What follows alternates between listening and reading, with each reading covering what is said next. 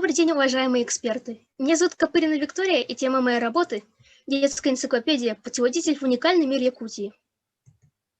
Путеводитель представляет собой серию тематических выпусков, которые могут стать проводниками в ознакомлении детей с культурой и традициями нашего народа. Актуальность моей работы – недостаточное знание детей среднего возраста об уникальном мире Якутии, отсутствие детской литературы, дающей полную информацию о священных местах, традиционной культуре, людях и уникальном мире животных. Разработка детской энциклопедии, всесторонне освещающей неповторимые черты Якутского края. Новизна моей работы – разработка проекта детского издания, более полно раскрывающего уникальность природы, жизни и культуры Якутии. Цель моего проекта – создание детской энциклопедии как путеводитель в уникальный мир Якутии. Задачи проекта – изучение литературы об уникальных явлениях республики, разработка тем детской энциклопедии, выпуск детской энциклопедии «Якутия уникальная». Всего в серии «Якутия уникальная» выпущено 3 книги. Первая энциклопедия, и это все о якутской лошади, рассказывает нам о священном животном нашего края.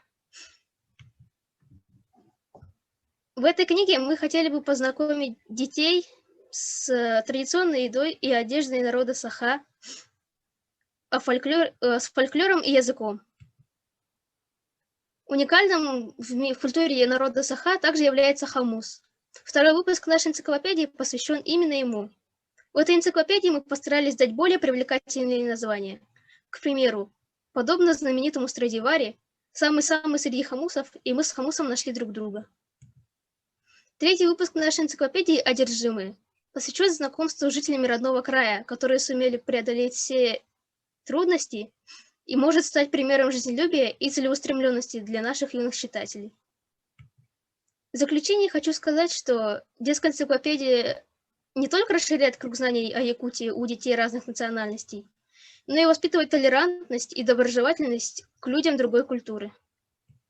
В будущем мы хотели бы обогатить содержание наших энциклопедий, и это все о якутской лошади, хаму земли Оланхо и одержимые. Выпустить новые номера, горы полные тайн, о чем рассказывают именные алмазы и игры наших предков. И, конечно же, создать электронные версии наших энциклопедий. Спасибо за внимание.